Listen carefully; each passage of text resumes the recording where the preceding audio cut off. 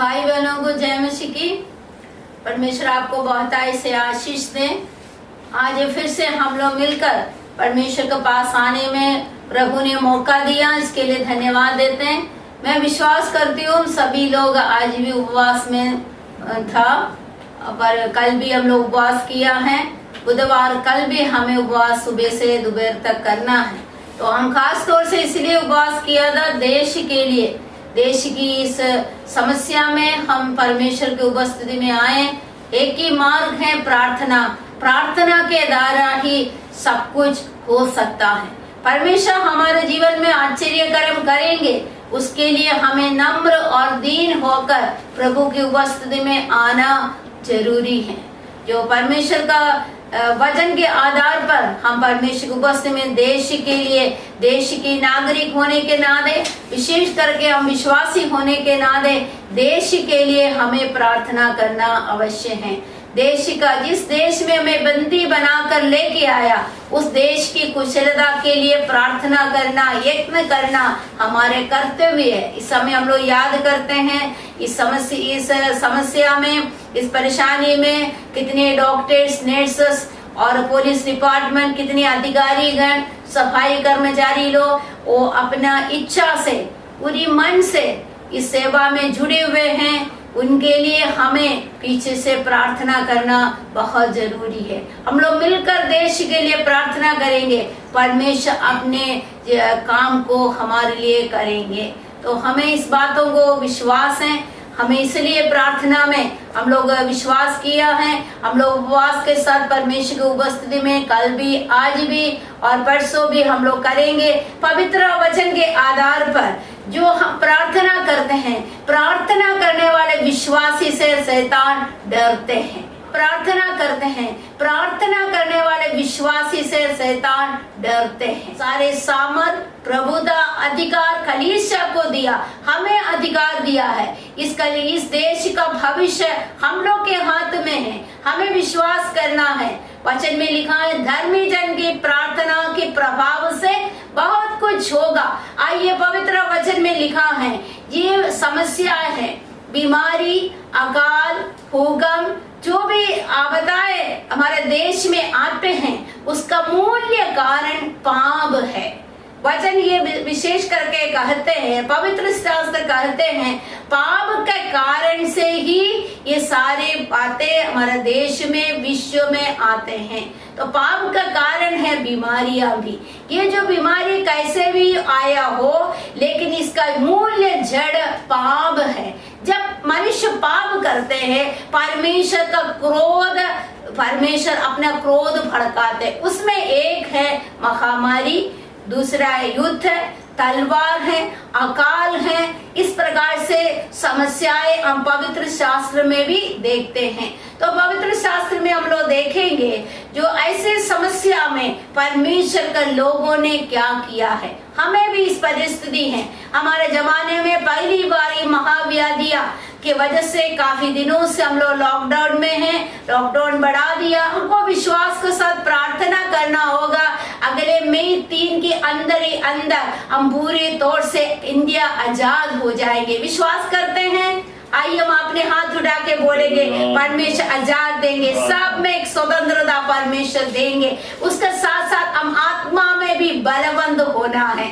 हम घर में रहते हुए प्रार्थना कर रहे हैं, वचन पढ़ रहे, उपवास कर रहे, चेन प्रेयर कर रहे, आप आत्मा में भी बलवंत हो रहे। ये परमेश्वर का इच्छा है। परमेश्वर की इच्छा के अनुसार ही हम लोग इकट्ठा हो गया है। ये प्रार्थना कभी व्यर्थ नहीं है। परमेश्वर अपने काम करेंगे। प्रभु चाहते हैं हम दीन और नम्र हो जाए और हमारे बुरी चाल से फिरे, परमेश्वर की दर्शन की खोज हो जाए। परमेश्वर ये भी चाहते हैं हर एक व्यक्ति जाने यीशु मसीह ही प्रभु है। सभी लोग जाने एक परमेश्वर सृष्टि करता, सबकी नियंत्रण वही करता है। इसीलिए ऐसी समस्या हमारे जीवन में आते। आइए हम लोग एक वचन, परमेश्वर का वचन को पढ़ेंगे। निर्गमन की पुस्तक 32 अध्याय, उसका 9 से 14 पद तक। निर्गमन 32 अध्याय 9 पद से 14 पद तक। Exodus chapter 32 verse 9 to 14।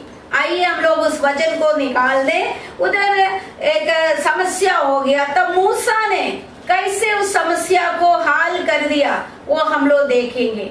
जो इस्राएल लोग 6 लाख से अधिक लोग, लगभग 25 लाख लोग निकल कर आया है और यात्रा के मध्य में उनको कई समस्याएं आ गया। तो समस्या का बीच में ये लोग कुड़कुड़ाने, बड़बड़ाने और अविश्वास करने, परमेश्वर के ऊपर कुड़कुड़ाने सब किया।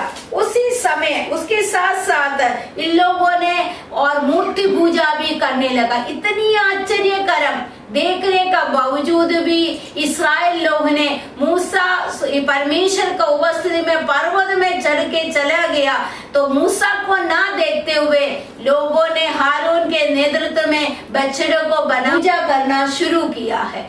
लेकिन उसी में परमेश्वर का क्रोध भड़का। हम लोग 32 अध्याय निर्गमन 32 अध्याय 9 पद से 14 पद तक हम लोग पढ़ेंगे। 32 अध्याय की 9 पद से, फिर यहोवा ने मूसा से कहा, मैंने इन लोगों को देखा और सुन वे हठीले हैं। अब मुझे मत रोक, मेरा कोप उन पर भड़क उठा है, इससे मैं उन्हें भस्म करूं, परंतु तुझसे एक बड़ी जाति बचाऊंगा। परमेश्वर ने मूसा से इस प्रकार से बातें की, ये लोग हठीले हैं, पूरे इस समाज को मैं नाश करूंगा। तब 11 पद में मूसा अपने परमेश्वर यहोवा को ये कहकर मनाने लगा, ये यहोवा तेरा कोप अपने प्रजा पर क्यों भड़का है? इसने तू बड़ी सामर्थ और बलवंत हाथ के द्वारा मिस्र देश से निकाला लाया है। मिस्री लोग ये क्यों कहने पाए, वह उसकी बुरे अभिप्राय से अर्थात पहाड़ों में खाद करके धरती पर से मिटा डालने की मनसा से निकाल ले गया। तू अपने भड़के हुए कोप को शांत कर और अपनी प्रजा को ऐसे हानि पहुंचाने से फिर जा। अपने दास अब्राहम, इसहाक और याकूब को स्मरण कर, जिसने तूने अपने की शपथ का करे कहा था, मैं तुम्हारे वंश को आकाश की तारों के तुल्य बहुत करूंगा और ये सारा देश जिसकी मैंने चर्चा की है तुम्हारे वश को दूंगा कि वे उसकी अधिकारी सदैव बने रहे। तब यहोवा अपनी प्रजा की हानि करने से जो उसने कहा था पछताया। हम पवित्र वचन में इस बातों को ध्यान देते हैं, इस वचन से हमें इस बातों को समझ में आ जाते हैं। मूसा ने परमेश्वर को मनाया, इसके मतलब बीजवाई होकर मध्यस्थ प्रार्थना की।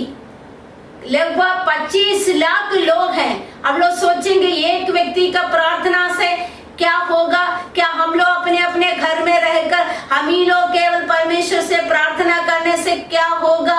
लेकिन इधर हम परिणाम देखते हैं, मूसा ने बीजवाई होकर प्रार्थना की, परमेश्वर का क्रोध भड़कने पर था, परमेश्वर का क्रोध शांत हो गया। तो मेरे प्रियो, मैं आपको दृढ़ता से बताने चाहते, हम लोग विश्वास से प्रार्थना करेंगे, देश की स्थिति को परमेश्वर परिवर्तन करेंगे। इस महामारी से हमारा देश को परमेश्वर बचाएंगे, इसलिए हमें मध्यस्थ करना बहुत जरूरी है। इसी से आपको पता चलते आपकी प्रार्थना कितनी बहुमूल्य है। प्रार्थना करना बहुत जरूरी है।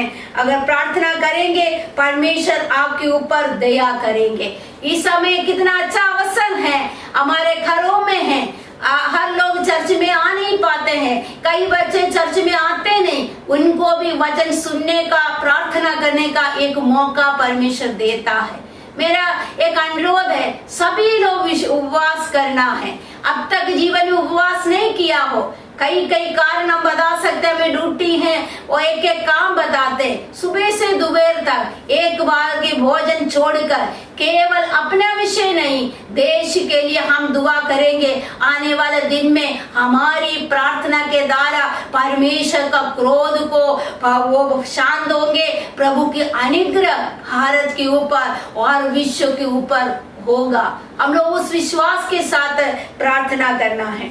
तो अभी फिर हम लोग देखेंगे गिनती का पुस्तक 16 अध्याय नंबर्स 16 वर्स 4। गिनती का पुस्तक पढ़ सकते हैं, 16 अध्याय, गिनती का पुस्तक 16 अध्याय उसकी 4 पद पढ़िएगा। ये सुनकर उसका अपने मुंह के बल गिरा। हाँ, तो परमेश्वर का वचन में लिखा है और उसका 20 पद भी पढ़िएगा, 16 अध्याय की 20 पद, 20 और 21 पद। तब यहोवा ने मूसा और हारून से कहा, उस मंडली के बीच में से अलग हो जाओ कि मैं उन्हें पल भर में भस्म कर डालूं।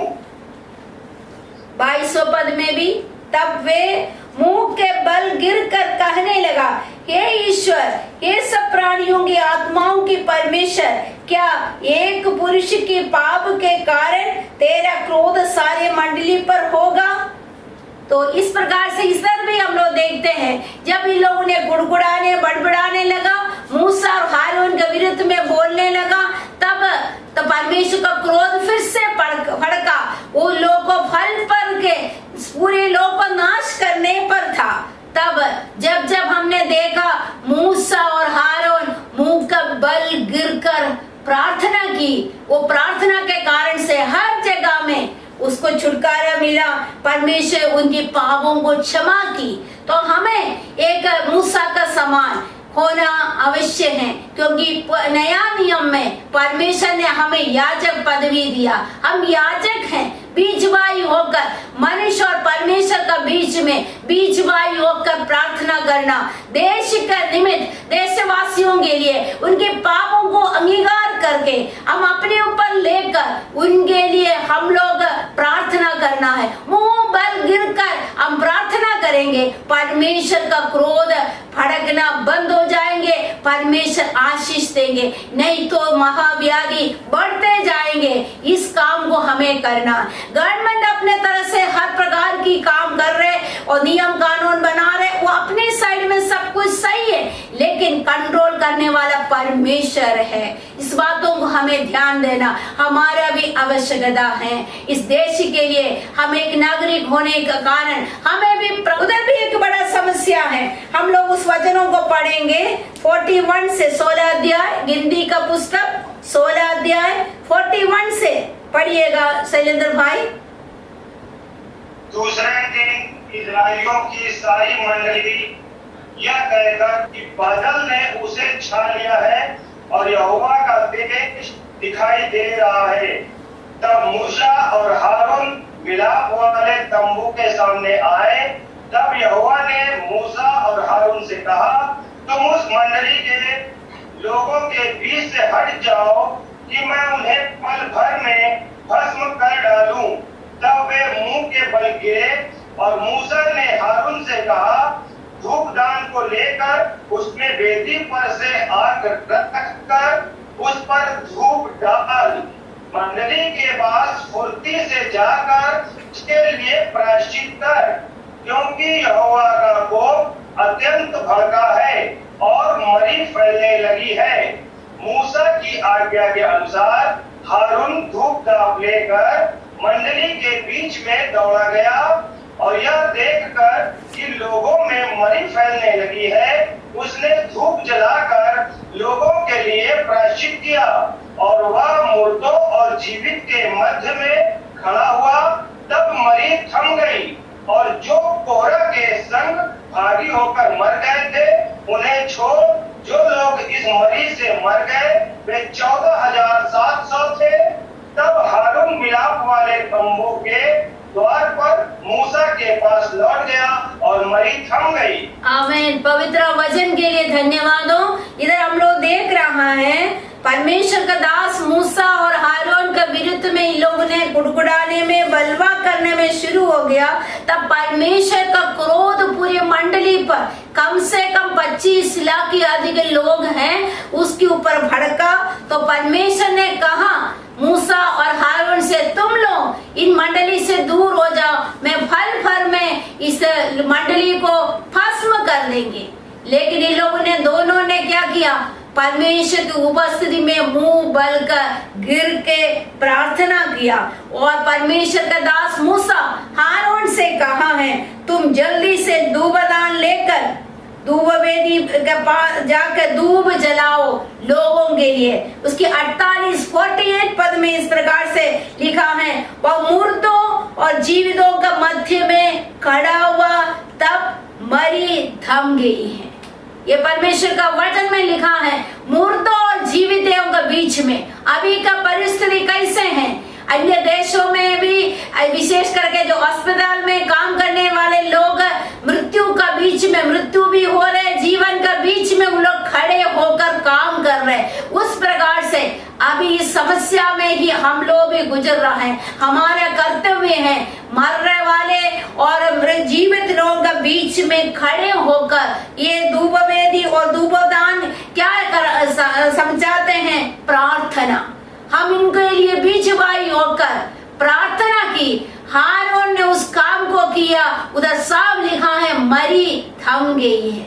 इस मरी को, ये महामारी से, वचन में हम लोगों ने भजन संहिता में पढ़ा है, बहेली के जाल से, महामारी से हमारा केवल नहीं, हमारा देश का भी रक्षा परमेश्वर करना है। तो हमें क्या करना? बीचवाई होकर प्रार्थना करना। कि मैं आपको प्रोत्साहन करना चाहते इन दिनों में, क्योंकि ये दिन ये ठीक हो जाएगा, लेकिन परमेश्वर हमें भी देखते हैं हम लोगों ने इसमें क्या योगदान। हम लोग को भी सुनने में मिलेगा ठीक हो जाएगा, तो हाँ मैंने भी उपवास किया, मैंने भी मध्यस्थ किया, मेरा भी प्रार्थना के द्वारा परमेश्वर का दया हमारे देश में हो गया। ये मरी फैलते जा रहे, कितना भी कंट्रोल नहीं हो पा रहे, तो हमें क्या करना है? इसका बीचवाई होकर प्रार्थना करेंगे, तब मरी थम हो जाएंगे। एक और बातें हम लोग देखेंगे गिनती का पुस्तक में ही। गिनती का पुस्तक 21 अध्याय निकाल दें। 21 अध्याय में 4 से 9 पद में भी एक बड़े घटना हो गया है। गिनती 21 अध्याय 4 से 9 पद तक पढ़िएगा। 4 पद से। फिर उन्होंने होर पहाड़ से कूच करके लाल समुद्र का मार्ग लिया कि एदोम देश से बाहर घूम कर जाएं, और लोगों का मन मार्ग के कारण बहुत व्याकुल हो गया। इसलिए वे परमेश्वर बात करने लगे और मूसा से कहा, तुम लोग हमको मिस्र से जंगल में मरने के लिए क्यों ले आए हो?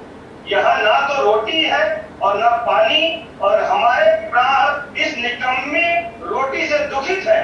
अतः यहोवा ने उन लोगों में तेज विष वाले सांप भेजे जो उनको डसने लगे, और बहुत से इजरायली मर गए।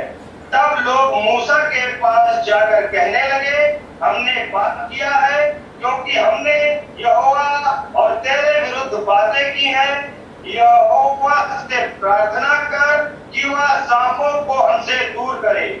तब मूसा ने उनके लिए प्रार्थना की। यहोवा ने मूसा से कहा, एक तेज विष वाले सांप की प्रतिमा बनाकर खंभे पर लटका। तब जो सांप से डसा हुआ उसको देख ले, वो जीवित बचेगा।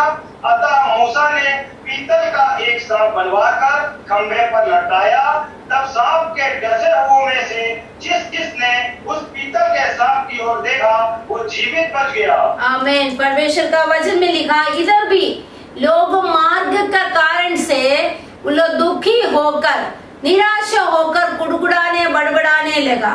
मूसा के ऊपर भी विरुद्ध में काम करने लगा। मेरे प्रियो, आप लोग के अंदर भी क्या मन में क्या हो रहा है मैं नहीं जान रहे। कभी हम लोग भी परेशान होते हैं, इतना लॉकडाउन हो रहे, कैसे होगा, क्या होगा, हमारे सारे रेशन पानी खत्म होने वाले, इस तरह से क्यों हो रहा है, क्यों परमेश्वर काम नहीं कर रहे, क्यों बंद नहीं कर रहे, इस तरह से बहुत सवाल हमारा भी मनों में होता है। तो कुछ लोग को सही खाना जो चाहते और मिल नहीं पाते तो कुड़कुड़ाना बड़बड़ाना ये स्वाभाविक है, मनुष्य के स्वभाव में होता है। लेकिन पाप हम ऐसे करते हैं परमेश्वर से ही करता है। जो कुछ हम पाप करते हैं परमेश्वर से कर रहे। हमारे विश्वासी लोग के साथ साथ दुनिया के सारे लोग, कितने लोग अंधविश्वास में, कितने लोग परमेश्वर को छोड़कर दूसरे की उपासना कर रहे, कितने गंदे गलत काम कर रहे, कितना अन्याय हो रहा है, कितना लापरवाही हो रही है, कितने लोग नास्तिक हैं।